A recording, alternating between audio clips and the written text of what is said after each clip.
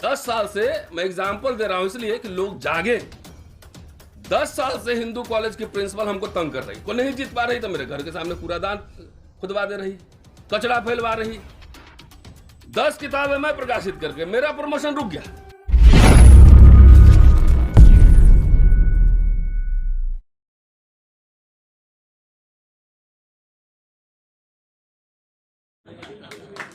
खास तौर से इमरजेंसी वाले दिन ही मुझे वापस कर दो। और ये बात मैं कह रहा हूं दलित पर्सपेक्टिव से कह रहा हूं, लिटरेचर से आया है। बहरहाल आजकल मैंने बहुत जगह जाना बंद कर दिया है क्योंकि देश भर में 1000 समस्याएं, तरह तरह की समस्याएं जो है 1000 एक साथ समस्याएं होती है। मेरी अंडरस्टैंडिंग कुछ अलग है।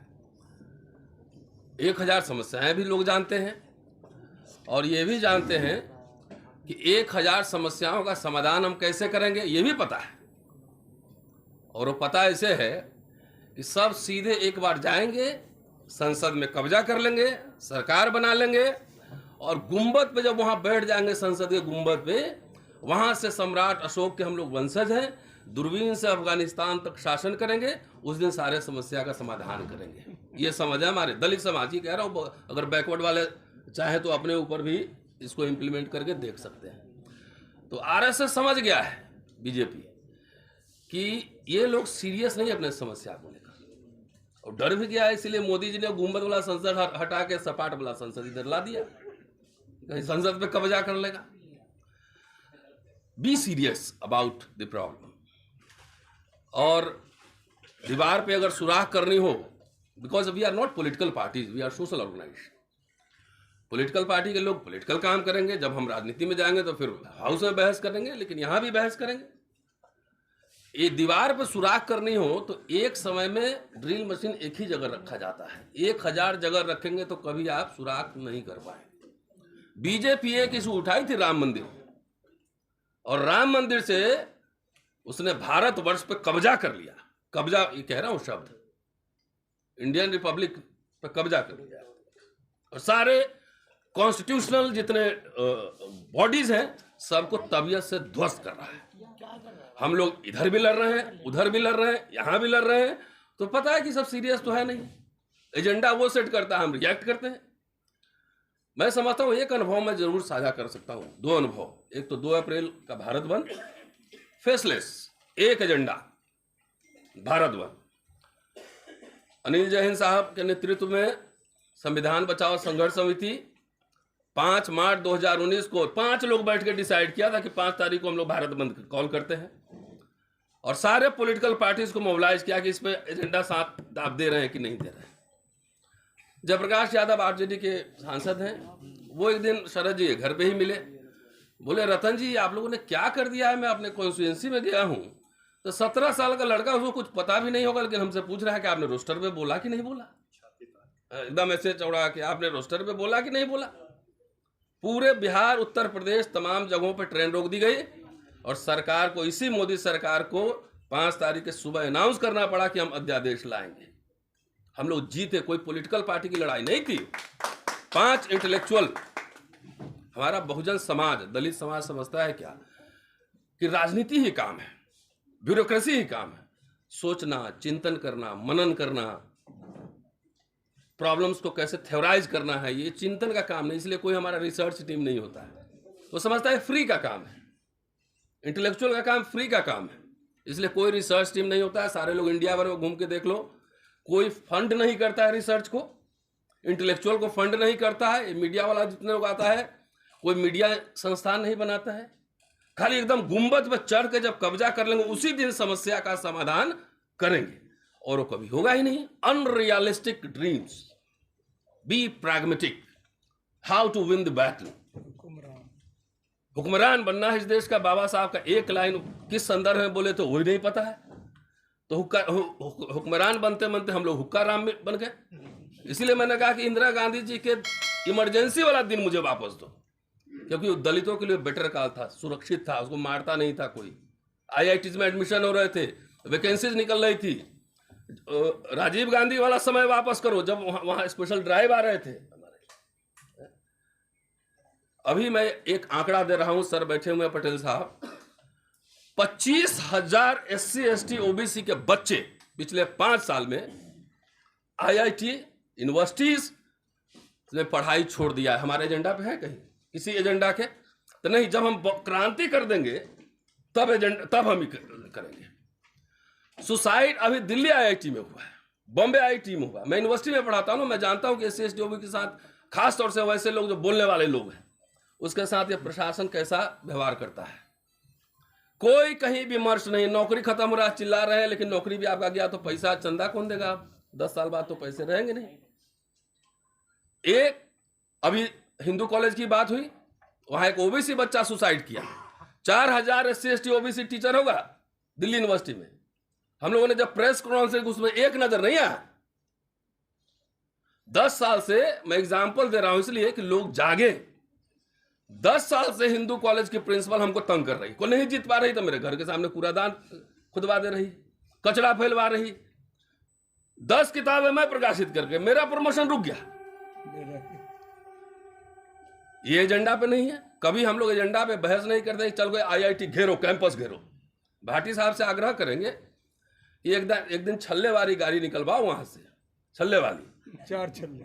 हाँ, चलो एक एजेंडा बनाए कि एक IIT को 10,000 लोग घेर देंगे। अगर एक बच्चा भी हमारा सुसाइड किया तो डायरेक्टर को इमीडिएटली पहले सस्पेंड करो। आपके आने वाले फ्यूचर, अपने आने वाले फ्यूचर की हत्या हो रही 302 करोड़ है। और कोई समाज में कोई डिमांड नहीं है, कोई टेंशन नहीं है।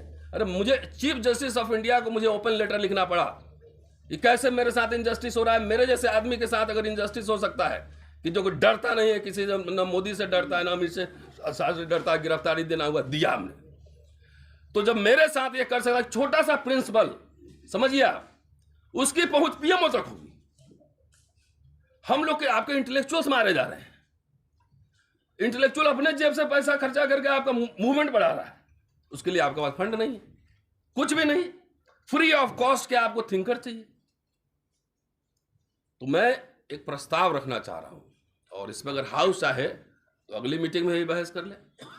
शिक्षा, मैं तो गांव से आया हुआ आदमी, मेरे पिताजी एक क्लर्क थे सिंपल। मैं हिंदू कॉलेज में पढ़ा रहा हूं 26 साल से, और मुझे देश दुनिया में लोग जानते हैं। ये अवसर था ना, एक अवसर मिला तो मैंने कर दिखाया। और वैसे ही लोगों का दमन कर रहा है सरकार, और सब प्रिंसिपल, वाइस चांसलर, हर जगह RSS का आदमी बैठा हुआ है। कहीं आप चिट्ठी लिख दो।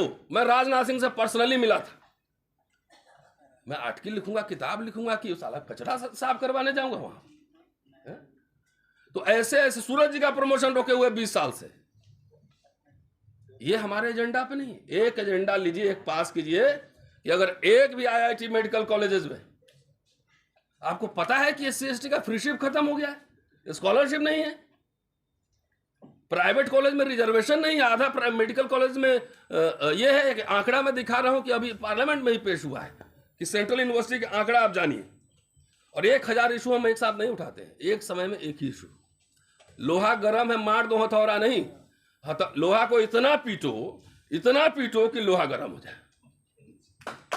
इतना पीटो, जिसकी हिम्मत है मेरी नौकरी ले लो। लोहा पीटते रहेंगे, एक ही जगह पीटेंगे, डरेंगे नहीं किसी से। ये पार्लियामेंट में 45 यूनिवर्सिटीज में कितने % SC ST OBC उसका आंकड़ा है। पढ़ेंगे तो टाइम लग जाएगा, समय ज्यादा हो गया। आप सब जगह अवेलेबल होगा, सोशल मीडिया पे अवेलेबल होगा। खाली परसेंटेज बता देते हैं। टोटल 13,098 टीचिंग पोजीशंस, ब्रेकअप नहीं दे रहा हूं, प्रोफेसर, एसोसिएट, असिस्टेंट नहीं दे रहा हूं। उसमें से 8734 जो है जनरल, यानी कि तकरीबन 67%। SC 1421, 11%। ST 625, 5%। OBC 1901, जिसमें असिस्टेंट प्रोफेसर ज्यादा है, प्रोफेसर तो है भी नहीं, 1-2 ही है, 14.5% के तकरीबन है। और vice chancellor 45, SC 1, ST 1, OBC 5, registrar 45, 2 SC, 2 ST, 3 OBC। Education हमारे एजेंडा में नहीं है। और वो जानते हैं कि एजुकेशन सरस्वती शिशु मंदिर से अपना नेता तैयार करता है। हम इलेक्शन में नेता तैयार करते हैं। वो यूनिवर्सिटी पे कब्जा कर लिया। हम समझते हैं कि चुनाव के दिन शिव जी के बाराती की तरह भभूत निकाल के निकलेंगे, हरा देंगे, बहुजन बहुजन बहुजन मिसनोमर। वो रियल रिफ्लेक्ट नहीं होता है। नहीं तो आज तक तो सरकार पे हमारी कब्जा हो गई रहती, क्योंकि हमने इंटेलेक्चुअल तैयार ही नहीं किए, ये हमारे एजेंडा पे ही नहीं, आइडियोलॉग्स नहीं तैयार किए। कौन यहाँ मंडल कमीशन का रिपोर्ट कितने लोगों ने पढ़ा? कौन हिस्ट्री जानता है कि वो आर्टिकल 340 कहाँ कैसे आया? कौन जानता है कि अम्बेडकर के साथ 1932 में क्या डिबेट हो रहा था ओबीसी का? कौन जानता है कि पहला एंटी ब्राह्मण मैनिफेस्टो कहाँ जारी हुआ था? कुछ पता है? इसके लिए कोई ना रिसर्च टीम है, ना फंडिंग है। हमारा इंटेलेक्चुअल जो यूनिवर्सिटी में आ रहा है वो बेचारा डरा हुआ है। 4000 होगा, ऐसे क्या उद्देश्य? 4000 होगा ना है? कोई नजर नहीं आता है। नहीं तो जितना हम लड़ रहे हैं यूनिवर्सिटी से, कॉलेज प्रशासन से, 4000 प्रोफेसर एक दिन चला जाए वाइस चांसलर के यहाँ, होश ठिकाने आ जाएंगे।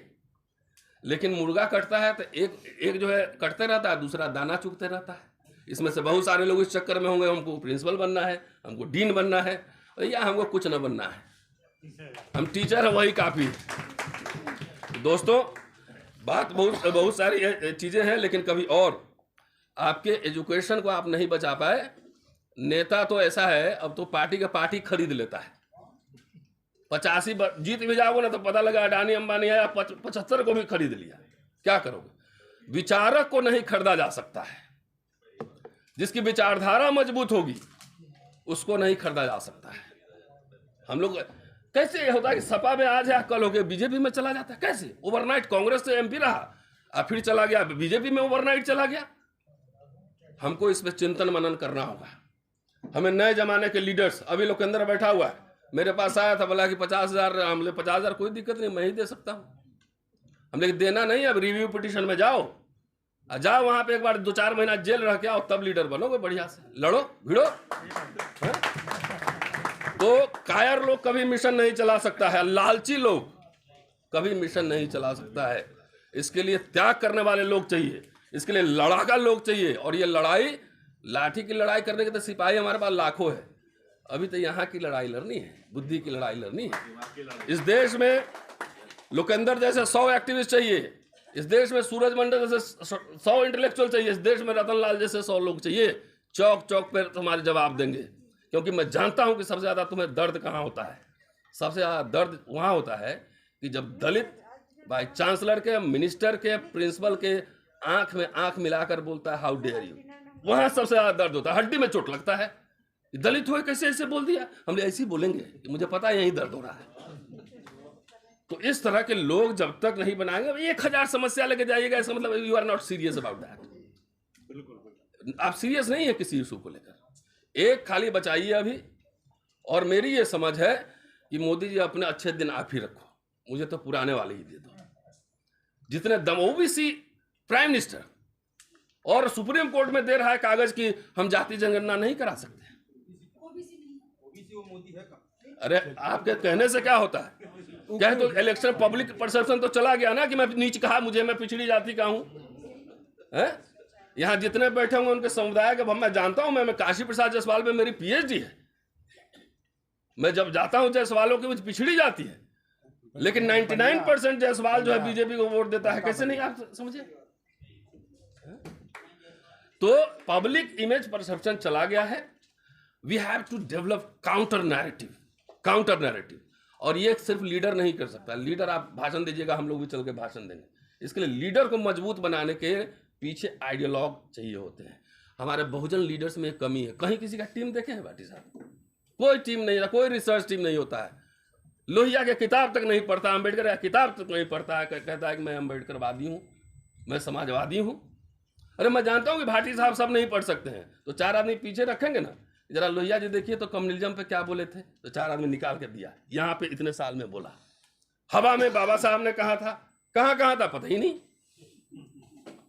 तो ऐसे लड़ाई नहीं होगी। अध्यक्ष जी, मोनो एजेंडा, सिंगल एजेंडा उठाइए। जिस दिन हम लोग एक दिन दिल्ली घेर देंगे चारों तरफ से ना, कि एक भी हमारे बच्चे अगर यहाँ सुसाइड हुए, अब वाइस चांसलर को या डायरेक्टर को सस्पेंड नहीं किए, तुम्हारा पूरा IIT घेर देंगे। 4 जगह घेर दीजिए, सुधर जाएगा। कोई प्रेशर ही नहीं बिल्डअप कर पा रहे हैं, खाली कह रहे हैं कि राज सत्ता आ जाएगी तो हम ये कर देंगे। कुछ नहीं कर सकते हैं, क्योंकि इंस्टीट्यूशंस में उनका कब्जा है। इस सारे संस्थाओं पे, रिसर्च सेंटर पे, यूनिवर्सिटीज पे, हर जगह वो कब्जा करके बैठा हुआ है। शुक्रिया, थैंक यू।